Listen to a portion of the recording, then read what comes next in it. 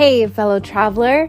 Welcome to the Third Eye Awakening podcast, a show where we talk all about spiritual and psychic awakening, magic, the shift from 3D to 5D, star seeds, ascension, multiple timelines, multiple dimensions, the universe, the multiverse, the Akashic records, all the good things. I am your host, Amy Belair, and I'm so glad to have you here with me today. Okay, let's do this. Hey everyone, welcome to another episode of Third Eye Awakening. Today I have with me Dustin, and he's going to talk to us about his spiritual awakening journey, energy and synchronicity, guides and gifts, and the Akasha. It's going to be an awesome conversation. I have absolutely no doubt. So Dustin is working with an understanding that through the intuitive connection of our energy force, we connect to ourselves, those around us, and the all. So thank you, Dustin, for being here. I'm super excited to dive in with you. Welcome. Thank you. Thank you for having us, or for having me here. It's very exciting. It's different from being from, the listener perspective to be on the podcast itself. So it's exciting. So will you tell us a little bit about yourself and like kind of how you got to this place of having that understanding or working with that understanding of like, the connection with our energy force and the interconnectedness between all of us? What brought you to this place? Yeah. So I kind of feel like through most of my life that like the spiritual journey or the spiritual walk or the spiritual side of life has always been a big calling for me. In my childhood, I grew up in a relatively Christian, background. My parents weren't very religious themselves, but I ended up connecting with some friends at school that had taken me to some youth services. And so God and my relationship with God has always been a present part of my life. Kind of what ended up, I guess, really changing things for me was around 10 years old. And I think that, there's been, talk of your life trauma and what kind of, starts your whole path essentially of recovery and acceptance and moving forward and finding your true self. So for me, a lot of it kind of came down to when my parents ended up splitting when we were 10. And, it was obvious, an obvious emotional impacted kind of situation that was, I think everybody took it differently. For me, because of just where I was, I looked at, everything in that situation and I turned to God and just kind of started asking why, why would we be in a world where, if God is so loving and God is so kind that we have so much hurt and so much pain. And it really started to open my eyes to just the real world around me, because before this, I guess I was just in my own little bubble of perfection, and so I started to realize that there was things outside of myself that are out of my control, and there are things that are in this world that we can't see, we can't necessarily feel, but we do. We can't necessarily touch, but we do. And really kind of questioning the bigger reasoning behind everything. And it's been a journey throughout most of my life, kind of one foot in and one foot out, like there's been moments in my life where I've had moments of, just total understanding that the universe is perfect and everything in it is meant for a reason, and moments just where it doesn't make sense and it's all complete chaos.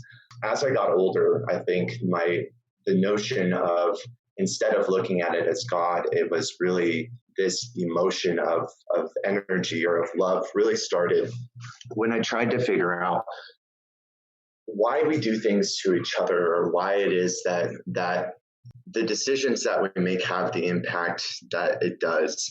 And, through various different journeys, I guess I started to understand that God.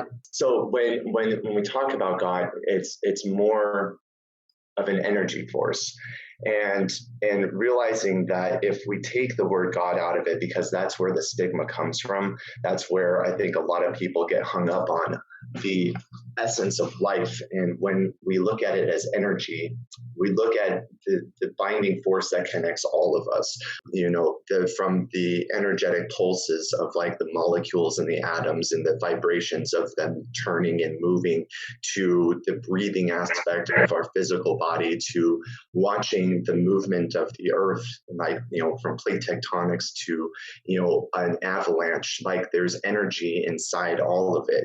And what I started to realize was that this energy connects all of us to each other, to the nature in the world, to the universe around us.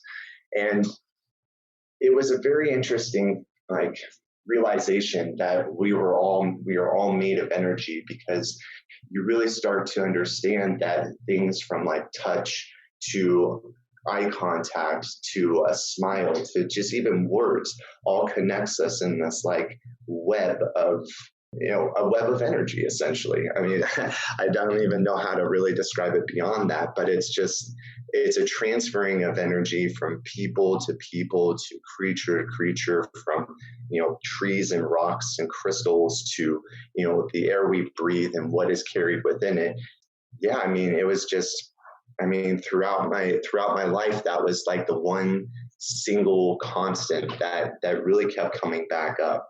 Fast forward, I guess, into more of when I started realizing that there was more to it than just that. I think I've always kind of had like that touch within the spiritual realm, but it's almost to a point where I guess it's kind of scary, because you don't know, what you're seeing is real, or what you're feeling is real. Is it just something that, I'm kind of imagining, I guess you would say.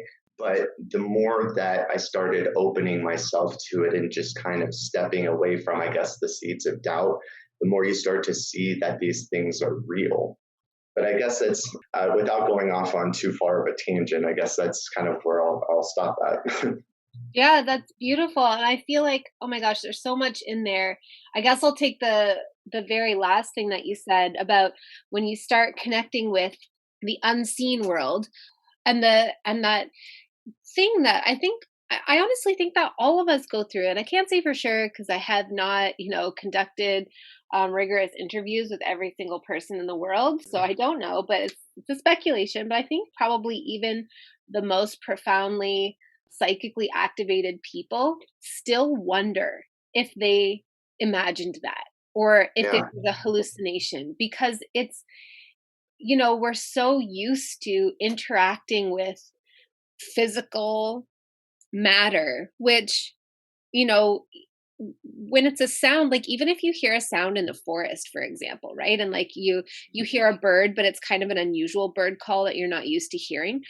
Your first instinct is to open your ears more and like still yourself and listen to see if you hear it again, because there's still a part in our mind that is like, did I just make that up? And yeah, and so even with physical matters, stuff that has like is interacting with our five physical senses, we have a tendency to sort of default to that doubt place. But of course it's amplified when we're experiencing things that don't seem to be grounded in the material realm.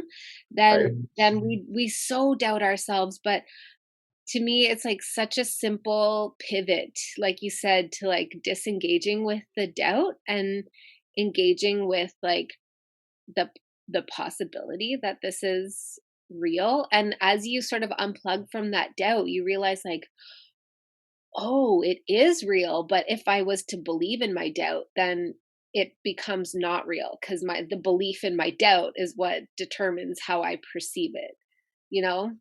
Mm.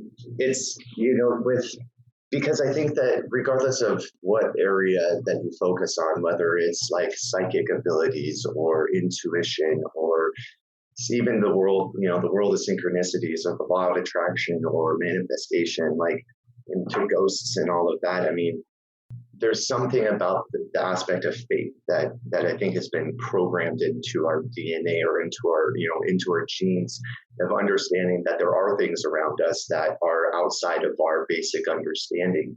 And I feel like, for myself at least, within my spiritual walk, once I opened myself up to the idea that it was more than just organized religion or more than just like a creed or a structure, for society, like you start to realize that there is more beyond all of this. And yeah, there is those moments of clarity and moments of insanity, right? Where, you see things like, I've had my own experiences with seeing entities and stuff. And it's like, obviously there was usage of drugs in my teenage years and stuff. And there's ways to easily kind of, say, okay, well, that's just because of this, or that's just because of this, because we've lived most of our life, being rooted in a material plane, from, the programming that we get from TV or from our parents or from teachers or from everything. It's just really kind of focus on this, like, what you see in front of you, you have to see it to believe it. And when you step back and just realize that there's so much more interesting things just outside of our purview, that, when you take that jump or you take that chance, it's pretty fantastical.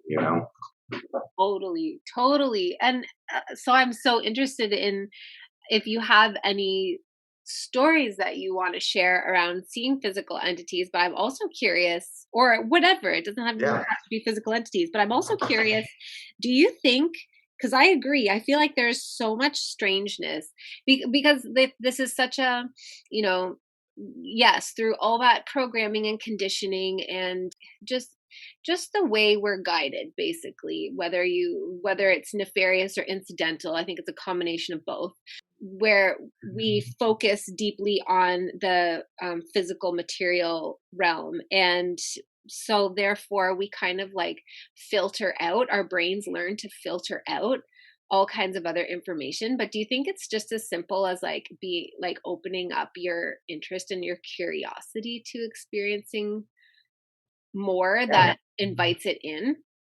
Yeah, 100%. And a lot of it because, I've always felt that I've had kind of a sensitivity to, it's not that it's not full blown like Sixth Sense, Bruce Willis kind of style where I'm seeing dead people or, the kids seeing dead people. But, there has been times where it's just like the presence of something else in the room has been felt even as a young kid.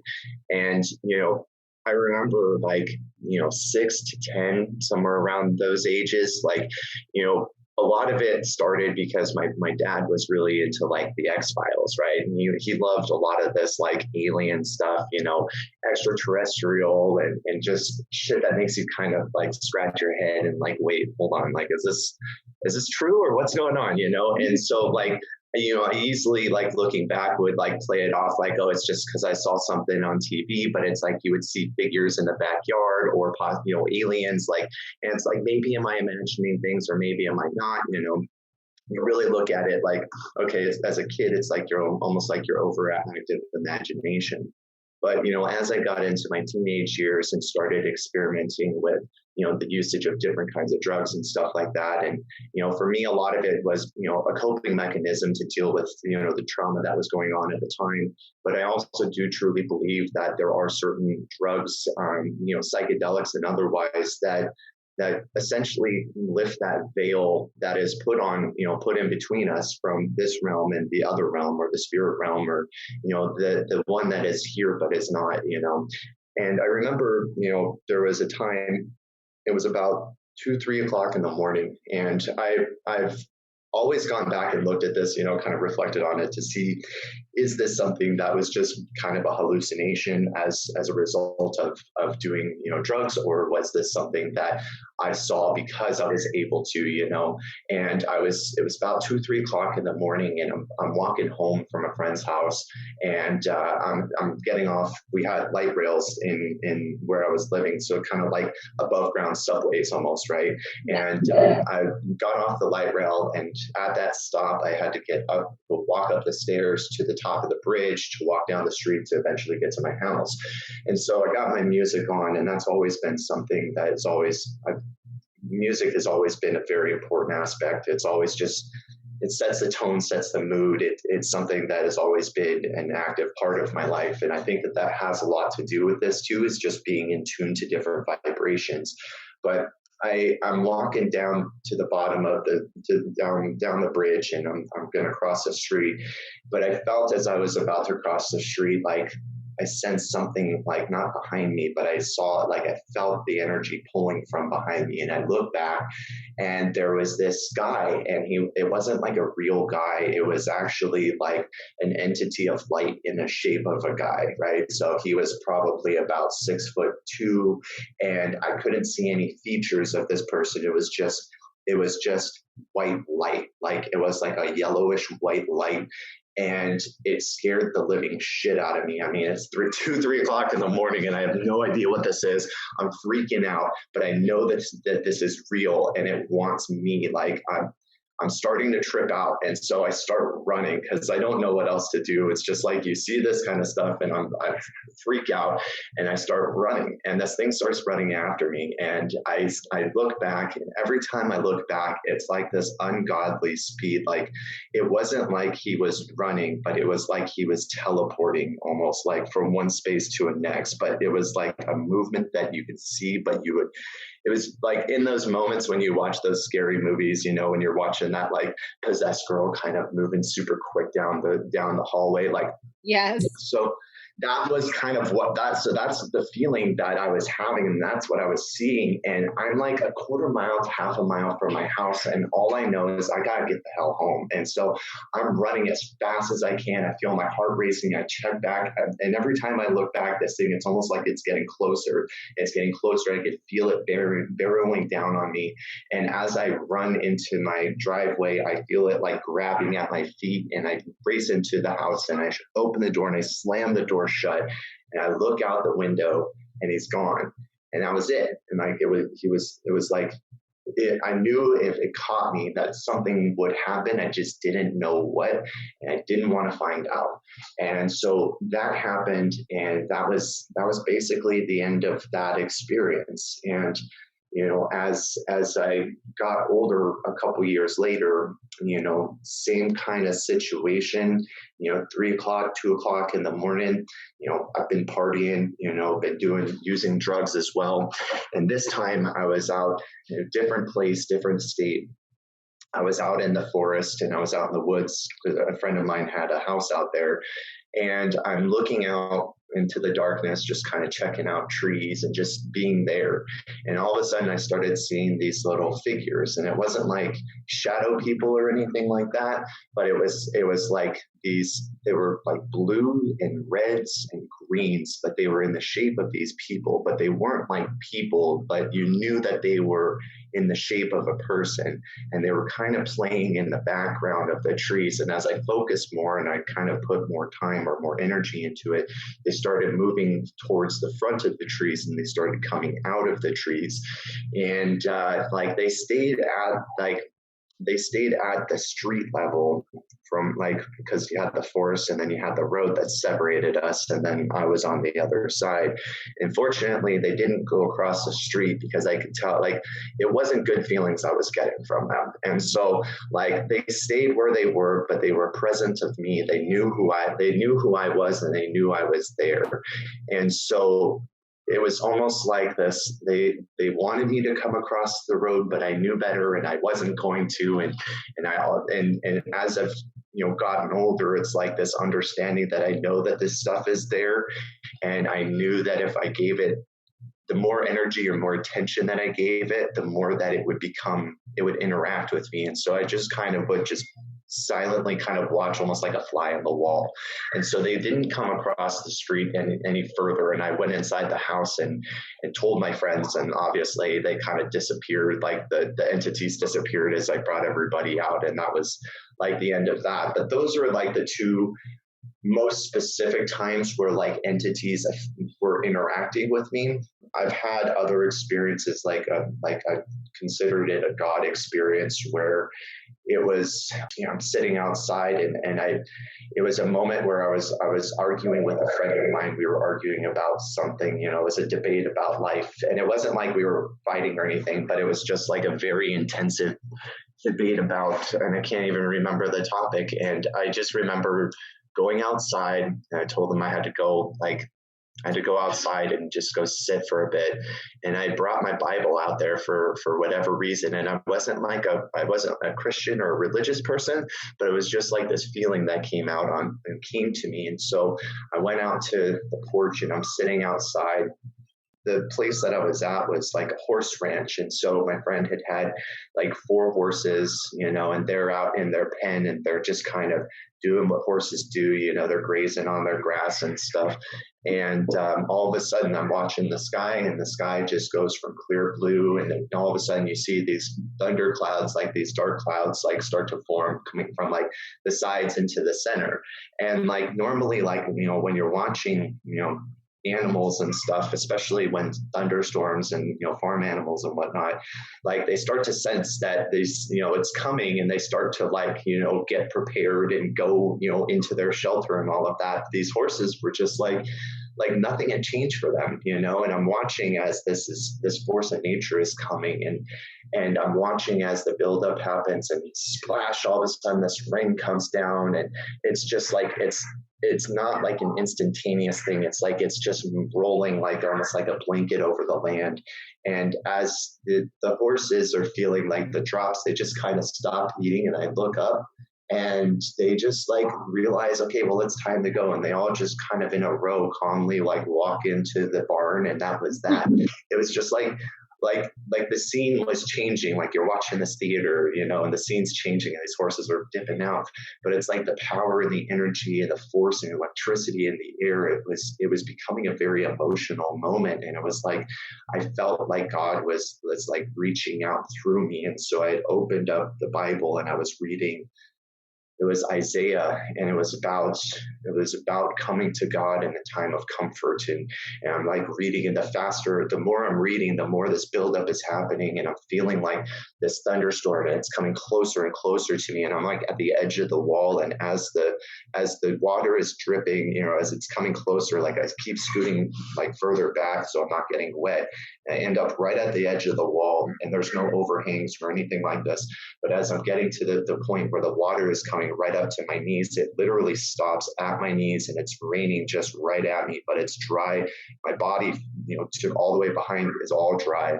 And it's just all of a sudden, like it's there. And it was like this super intense moment of just like energy and force and nature. And I'm like deep in the Bible, like just reading and like feeling this moment of connection where I'm not alone.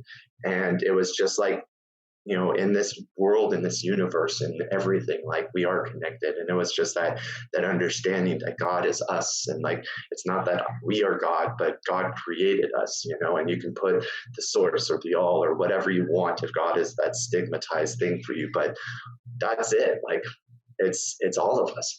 This is us, and I am everything, and you are me, and all of that kind of stuff. And it was like as soon as that realization came, the rain just stopped, and like the clouds were gone, and the sun pops out, and the horses just stroll back on out and start going back to grazing. And like I ran back inside, and I'm like, I just saw God. Like I just saw like the creator.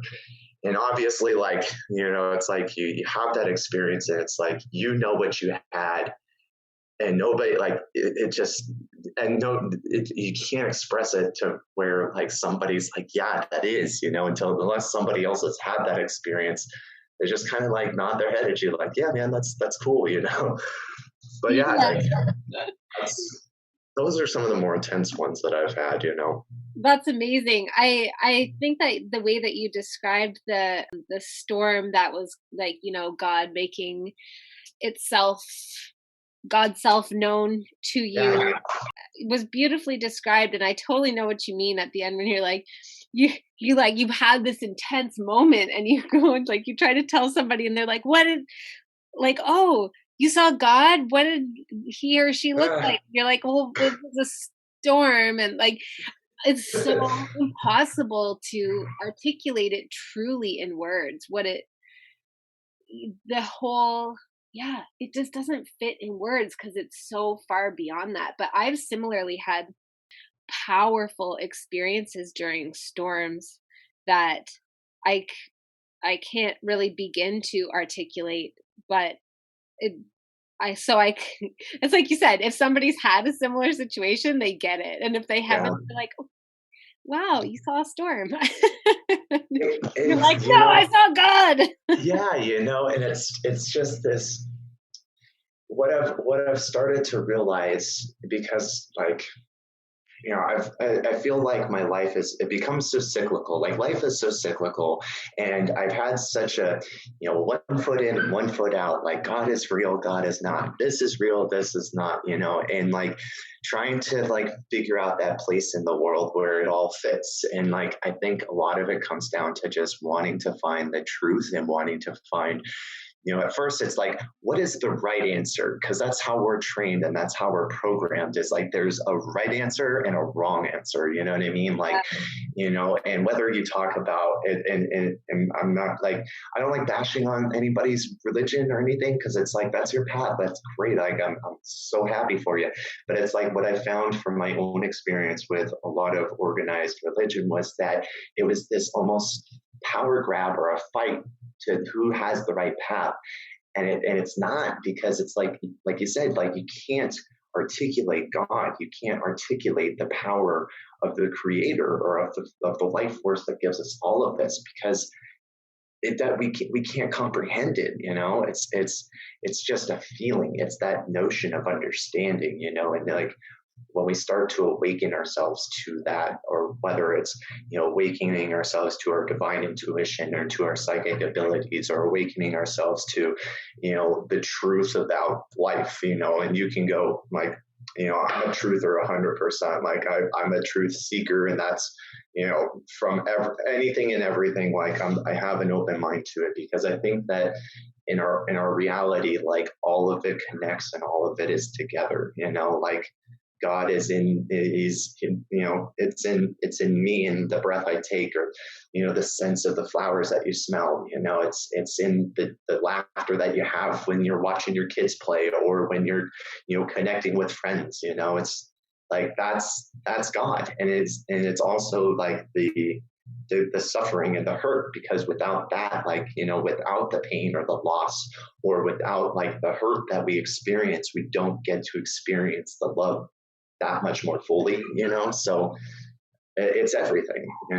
Yeah, I agree completely. I remember recording, it was like, I think it was only a tiny little 10-minute thing a couple years ago while I was driving for work on my voice memo, and I wanted to share it on the podcast, but as you can tell, listeners, I err on the side of long podcast episodes. They just feel good to me. So I don't think I ever aired it, but it was this like really deep realization I had in the moment. It wasn't my first time having that realization, but they come back to us and we like sink into them more deeply. And it was like, yeah, it's all God, all of it. All of it. And our human desire to categorize what is good and what is bad, and to see God as only good, and all the bad stuff is not God, or the absence of God, is just a misunderstanding. There's nothing really wrong with it, except that people get really attached to it, and then they kind of create problems and unnecessary drama from that place. But it's all there. It's impossible for it not to all be the one. Everything is the one, including the darkest dark. And that can be hard to reconcile, because like you said, that question you had as a child, I think a lot of people get stuck on that. And some of us feel able to sort of understand, like move through it and understand the gift, or I guess the gift is my favorite word, that's available through the hard things, the expansion in our perspective and our understanding of ourselves and our relationship with life, that comes through the hard experiences. But that initial question of like, if God is so all loving, then why is there all this suffering? And it's just sort of like, because ultimately the suffering is the suffering exists only in the aspect of God consciousness that is attached to this identity. That's experiencing the suffering. So that doesn't mean it's not real. Like I try my hardest to not use the word illusion, but it slips in all the time. I do think that, sorry to cut you off, but I mean, it's that I was listening to, I think it was one of the podcast, and simulation, it's the same thing, illusion or simulation, false reality. Like it's it's the appearance of, it's the appearance of what is in front of us, and it's the way to be able, I guess, to explain it. It's I feel like I think that we put ourselves at such a disadvantage by holding on to like certain cookie cutter ideologies about what this is. There's a difference in terms of, I was reading or listening to a book, I think yesterday, and they're discussing from the standpoint of philosophy versus religion, and they were talking about absolute truths versus relative truths, and essentially what it comes down to is God's understanding of the universe and our understanding of the universe.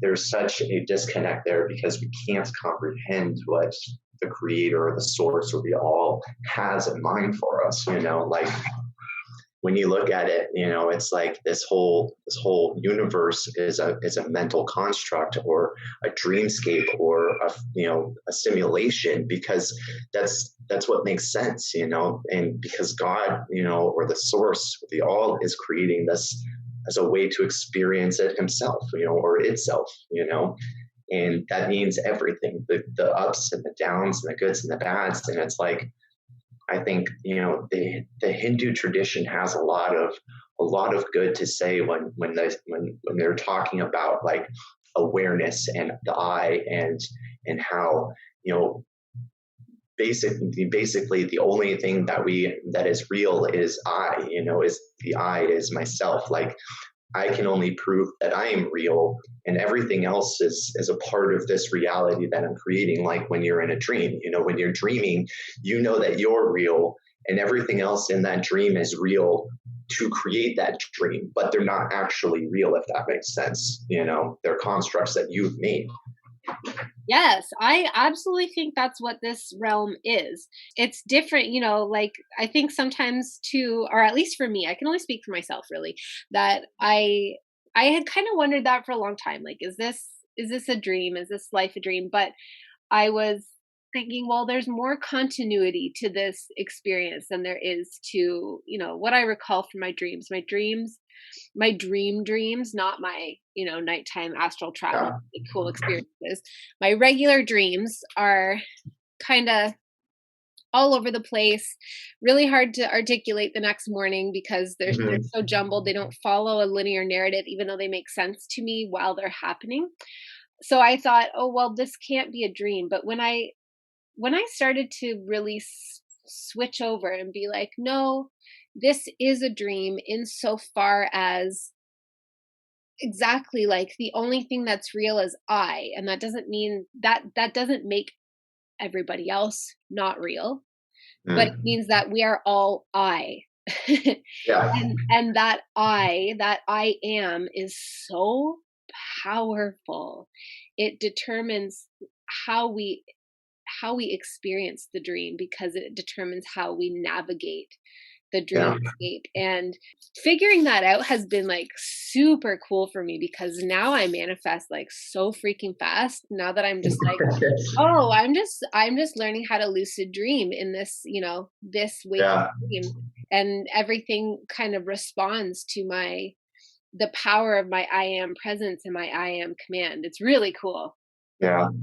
There's and I agree with you, because it's, dreams are such a, I don't want to say it's randomized, because there's so much. I think that there's a lot more to the dream world than what I understand, you know what I mean? And I know there's other people out there that have really deep dived into it, but like versus a dreamscape, I would almost want to pin it as a conscious meditation, like, so this is actually, that question is what really broke me out of this whole thing, right? Because my whole walk, my whole journey throughout life has just been trying to understand truth and real in a world of kind of craziness and uncertainty, right? And walking through my life, I've taken a lot of kind of basing it on my own experience versus trusting the experience of others, just because of my life and what I've experienced and what I've dealt with. The experience of others is typically, my younger days, it hurt me. And so, I really wanted to understand for myself. at the same time, knowing that, I was sensitive to this other realm, and it scared me because, I grew up understanding or being programmed that it was evil or dark or ghosts and aliens or any of that kind of stuff, or telekinesis or magic gifts or all that stuff is, evil stuff. You have this fear that I have this, underlying fear that kept me from really diving into it, right? And so, like, a lot of my path has been from a very observant standpoint. I practiced a little witchcraft in my earlier days. I understood the power of magic and nature and what we had, but also taking a very skeptic approach to it, because what if Satan really is real, and what if I'm actually giving my soul to the devil, and what if I'm spending my whole life, the afterlife in hell and all that crazy, it's not crazy, but it's just like, you get into this whole, like, you create that. And so it's just like, I was really steps like stood apart, like stood almost apart from it all. And my wife and I, I've also like been in and out of, various just truth seeking movements, I guess you'd say. And, this last couple of years, especially, and what really hit me on a lot of this, and understanding that there's things going on outside of our world, or outside of our like little reality, that really needs to be attacked. It really needs to be approached. It really needs to be addressed. And without going too deep into it, it's like it started for me, back in like 2013, I started getting into like Illuminati stuff. And as I got deeper and deeper into that and realized like the power that they are kind of conjuring, there was that same moment where I had to step back, because I'm just like, these people are very powerful. If this is true, like, we have no control. And like, it really started to scare me, because it's just like understanding that there's power there, but I'm too scared to see it. Right. And then coming back around, and really trying to put that in my, in the back burner, ignoring that, and coming back around to, the Jeffrey Epstein case, and all of that blowing up, and what that really started, and Pizzagate, and all of these different kinds of things that really the lid started getting blown off. And, I'm, whether or not like you personally or listeners believe in it or not, it's not the matter, because like there really is a multi-billion-dollar human trafficking ring that is underground, that is one of the most profitable businesses in the world right now. And there really is those kind of problems that are happening.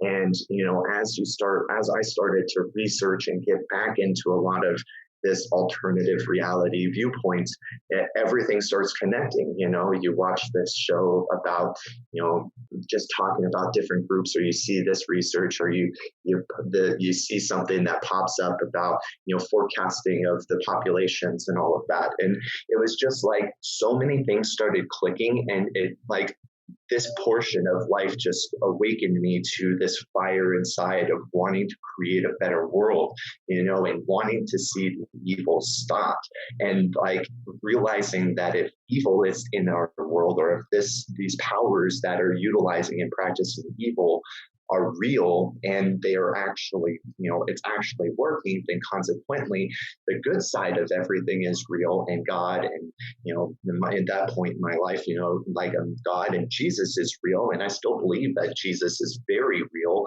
I don't know if it's necessarily depicted the way that modern day religion has it set up, but coming through all of this, my path to coming closer to God and coming closer to my spiritual side really started to open up. And then one night, after we started going to church, we were at church for about 6 months, and, my wife and I, we were going to a Baptist church. And so it was very regimented, very structured. And it was something that we really at first liked, because we wanted a no bullshit, no frills, we wanted just God. And we wanted, at that point, it was the Bible, and it was like, because that's the understanding that God talked to us through there, so it's like, I don't want the people in between. I don't want the priests. I don't want the confession booths. I want the relationship of God.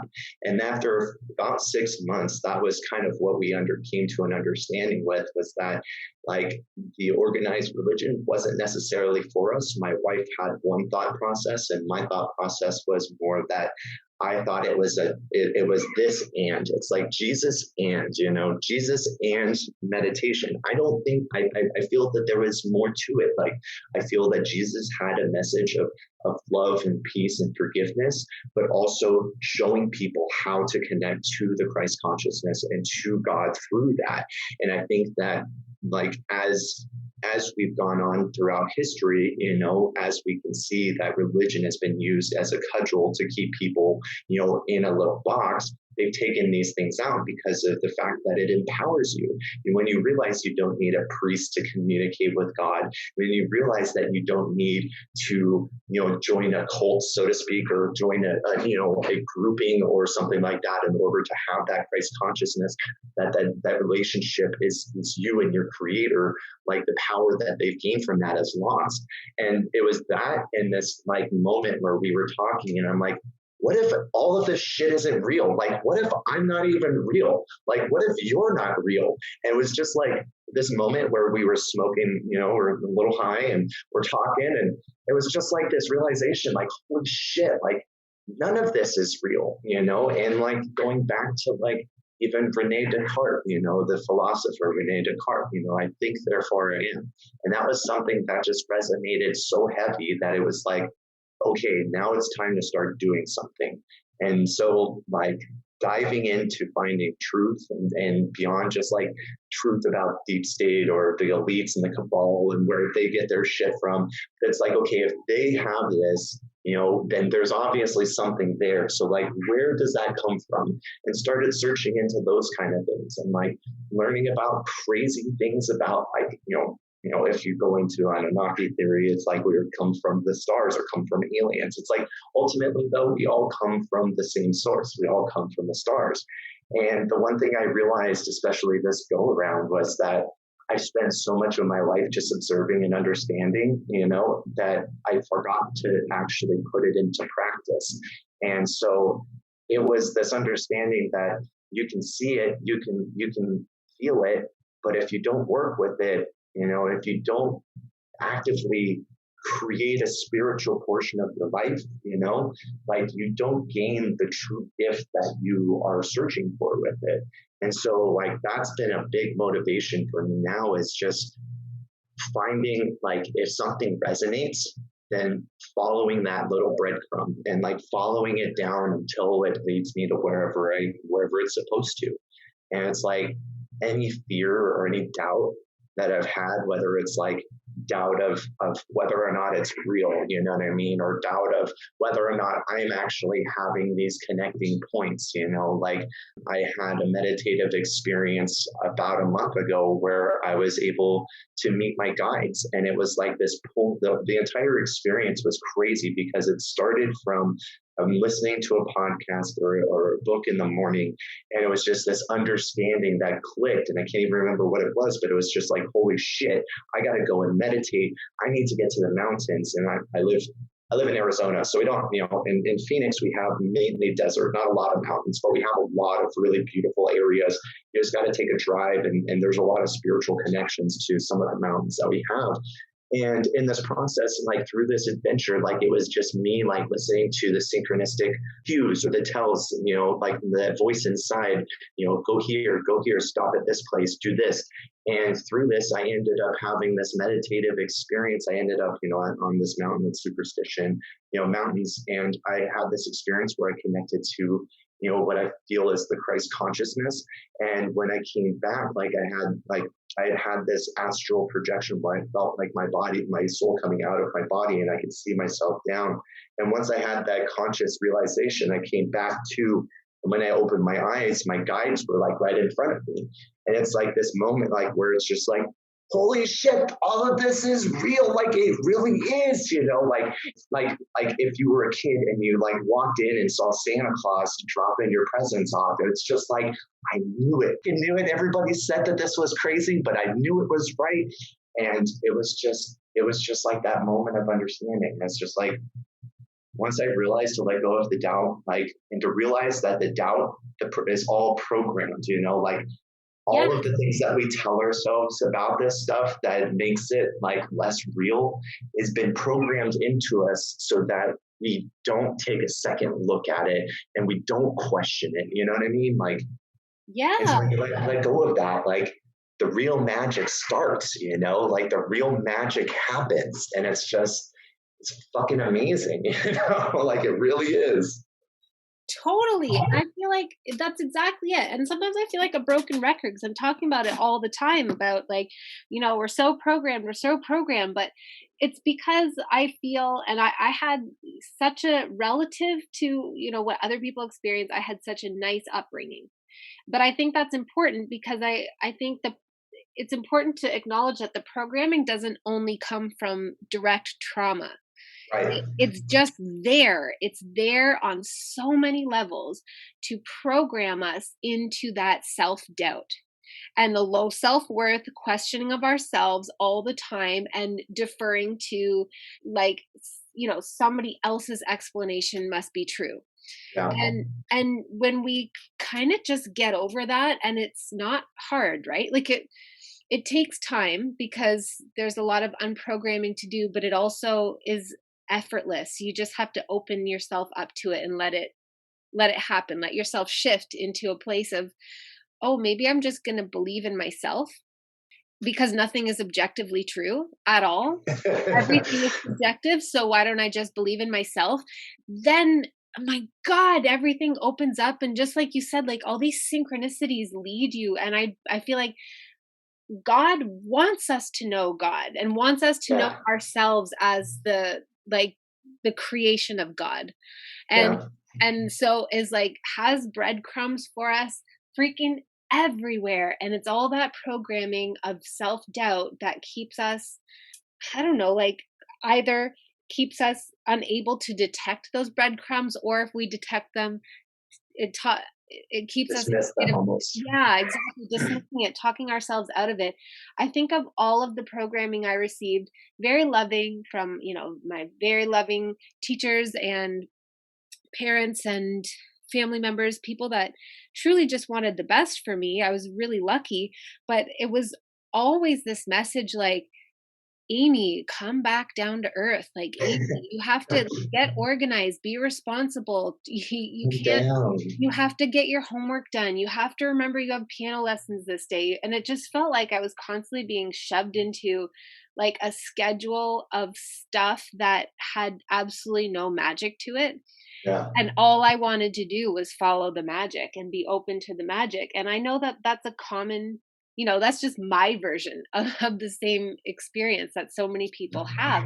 And I think it's like, it's really easy to dismiss that, especially if you've had a relatively good childhood, to think to yourself, like, oh, because I thought this for a long time, like, who am I to complain? Who am I to blah, blah, blah, when other people have it so much worse?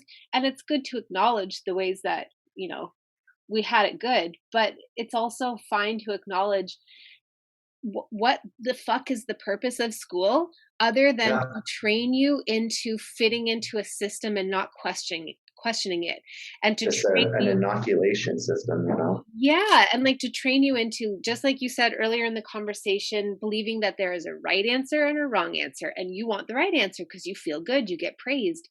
When you get a Mhm. wrong answer, you feel ashamed of yourself. You feel like you're not as good as the other kids who got a better mark on their test or who got praised for having the right answer. It's to encourage you to ask for permission of when you can eat, ask for permission of when you can go to the bathroom. Like, Yeah. it's Well, just, and the other aspect about it too is it's, you know, especially when you start getting into like, because for me with school, like I was a very hyperactive kid. I'm a total ball of energy. You know, it's just like almost like Flubber from, you know, way back in the day, right? yeah. And to the point where I constantly got myself in trouble because I couldn't sit still, and it's just like, you know, I don't, you know, don't want to say, you know, disrespect anybody in the teaching industry or whatnot, but I mean, really, when it comes down to it, that's what it's become. Is it's an industry that programs, you know, children to fit into a certain mold and to not think outside of this little box. And when we do that, when we limit the creativity of our children, like we limit the potential that they're able to reach, and like programming, it kind of like, whether it's from the best of intentions or not, like, it's this conformity aspect to a societal norm. And the reality is that, you know, it's the same thing when you try to put God into a box. It just isn't going to happen. When we try to define the universe, or in our terms, or the terms of human understanding, we're constantly surprised at how stupid we are, how wrong we really are. Like, and it's just like once you realize that there's more to it than even what we can understand, just being open to the possibility of something more. It is just, life becomes that much better. You know what I mean? Like, it Yeah. just is. And so that's what we teach our kids as well. It's just like, we want to be able to like teach our little girls, like when with this, to harness their magic and to harness their joy and their ability, and to be able to pass that to the world around them, because ultimately, that's kind of feel like what we're supposed to be doing is creating these experiences for ourselves so we can pass them on and be able to push our kids into the right direction instead of the direction that they're going now. Oh, I think that's so true. Like it makes me very excited for the future, despite all the scary things that, we hear about and all the ramped up agendas to sort of thwart the magic. I feel like Yeah. actually there are so many people who are parents now who can remember the ways that they felt really dishonored, and they can also see the ways that their parents were similarly dishonored, and are just at a place of enough lucidity that they're like, oh, I don't want to keep just blindly passing that on to my kids. I really want to witness their magic and do my Yeah. best to allow it to be what it already is. Like, I don't have to steer it. I don't have to plant those seeds of magic. I just get to let them be their magic selves Yeah. and try my best to not, spill my adult crap on them. But we probably all still do to some degree or another, because we have blind spots and whatnot. But Yeah. yeah, I think that's one of the most powerful acts of change that we can perform. And even if so, everybody who's listening who isn't a parent, it's recognizing the magic in each other. It's like when somebody opens up and talks to you about their cool experience or whatever, or they're even like just starting to branch into like a deeper understanding of, that there's more going on or whatever. It's like just really seeing and honoring that part of them, and not judging each other for not being like awake enough, or for like, or feeling like, oh, I have more magic than you because I've seen this, or like I can access the Akashic record, so I'm the most magic person, or whatever. Like, it's just realizing we're all The ego drive, yeah. you know, Yep. That ego. that's, I think it's a lot of, and that's, within the journey or within the walk, it's, being able to check that, and staying in tune, because it's like that goes back to the same reason of the programming or any of that stuff. It's like when you feed into that egoic self or that egoic mind, it's, you're not coming from, something with the right intentions, or, intention of true love or unconditional love, and that was a big thing for me, was the understanding or the coping of going back to that right answer, wrong answer. It's like, well, there really isn't either answer. You know what I mean? And like, understanding for myself, like, there is no real one answer, because whether, like, you call it Reiki energy or chi or life force or ether, it's all talking about essentially the same thing. You know what I mean? Like, when you look back on like the stories of the gods, like, they're talking about, whether it's Thoth or Hermes or Odin, you know what I mean? Like, they're all kind of talking about the same people in a sense, from different perspectives. And that whole thing of, different paths to the same source really does start to make a lot more sense, because it's that human perspective that changes it. And when we can be more open to listening to others' perspectives, and when we can be more open to, listening to any and everyone's, whether it's, left or right, or up or down, or from this walk of life or from this walk of life, when we listen with an open heart and open ears, like we can glean some sort of wisdom from that, and it helps us with our own journey. That's one of my big things at this point is, that's the last thing I'll say, but is the labels. It's like, get away from the fucking labels, man. Like, I get that we all have our trauma, we all have our hurt, but when we see the programming for what it is, and we see that we're being compartmentalized and all of these labels are being forced upon us, it's not a way of empowerment, but it's a way of separation, because we are all one and we're all the same. You know what I mean? Like, we've all had hurt, we've all had pain, but like, we're all the same, But, yeah. Yeah, and I think that where we go wrong with labels is that then like we get a label and we like deeply identify with it.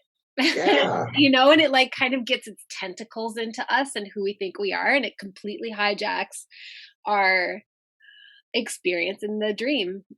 Thought process and everything, because then it's like you're searching to confirm that belief is true, Yeah. versus looking at the understanding of what that belief really is.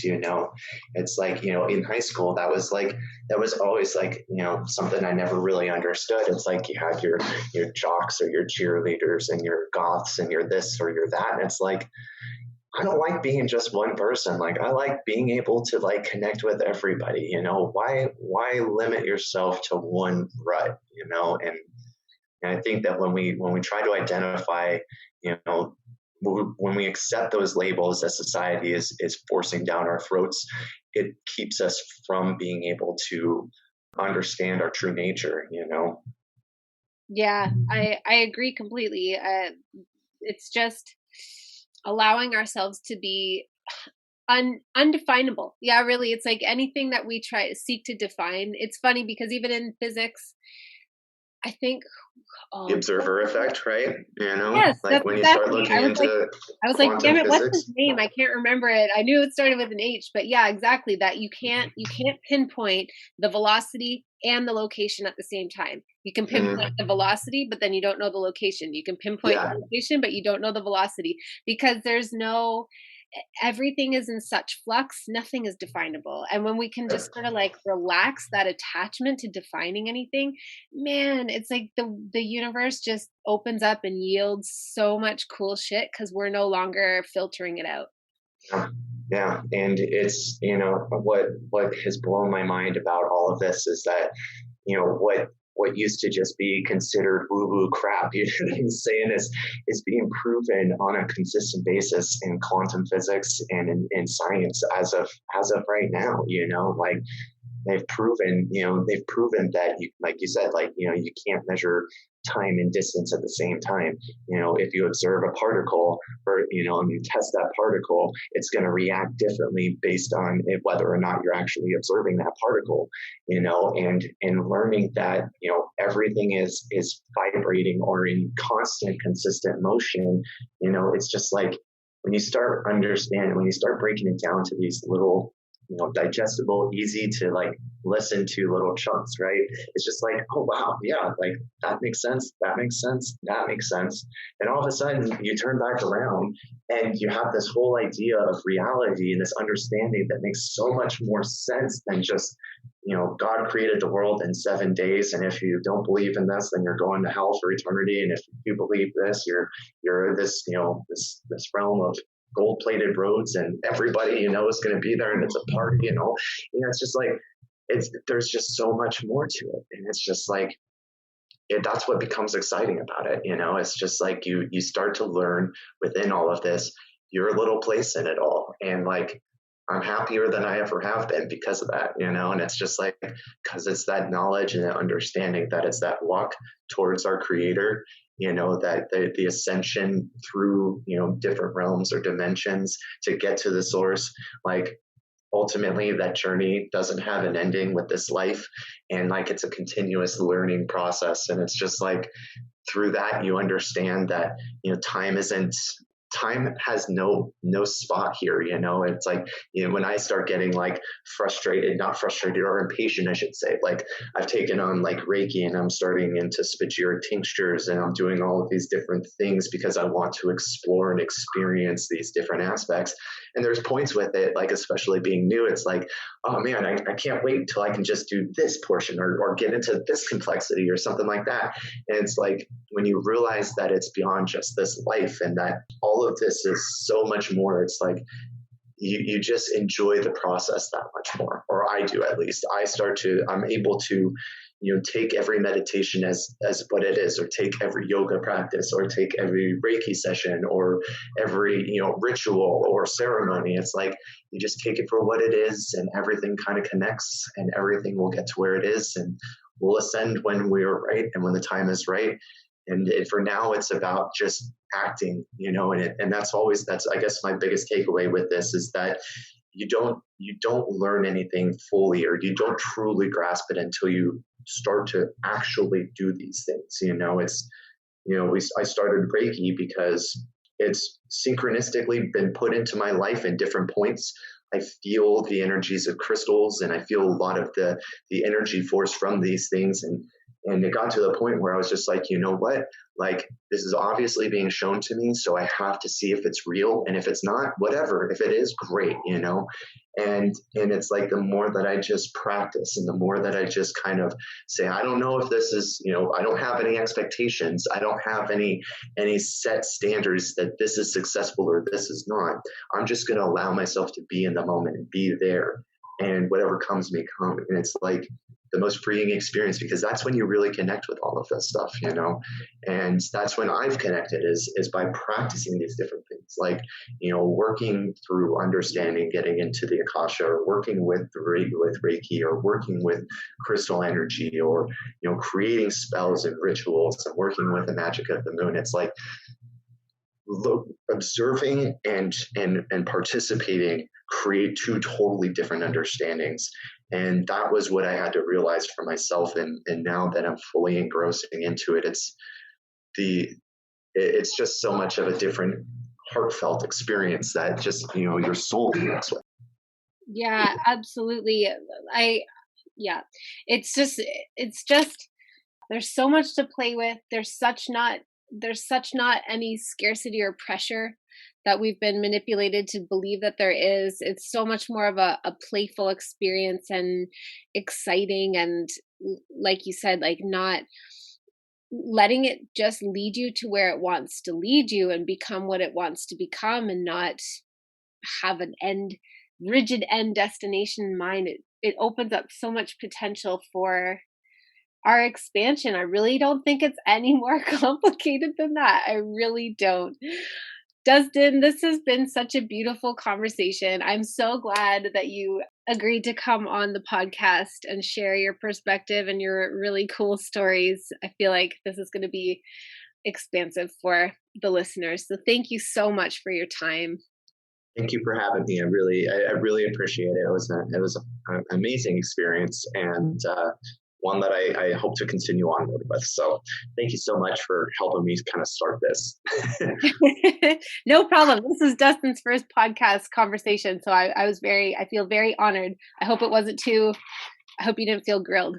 Yeah, no, I think you can tell as from beginning to end, it got a lot more comfortable, a lot quickly. So I do appreciate the space you gave. So thank you so much. And thank you, beautiful listeners. As always, I appreciate you beyond words. I love you beyond words. You make this podcast possible, because otherwise I would just be talking to friends or talking to myself. So I'm so excited to be on this co-creative journey with you. I appreciate your time in listening to this episode, and I hope you have a beautiful day or night wherever you are, and I will catch you on the next one. Hello, beautiful being of shadow and light. If you loved this episode and you want more, you can join my new membership, Light Codes. This membership is the place where you will receive all the light codes that I am channeling on how to navigate the intensifying energies of this next phase of the rapid awakening and ascension of the human collective consciousness on Earth. But also all the light codes on how to step into our highest selves, to activate our soul mission, to harness our magic and power as creators, and to manifest the highest timelines for ourselves and for the collective. To find out more information about light codes and all the ways to work with me, see the link in the show notes or visit amybelair.com.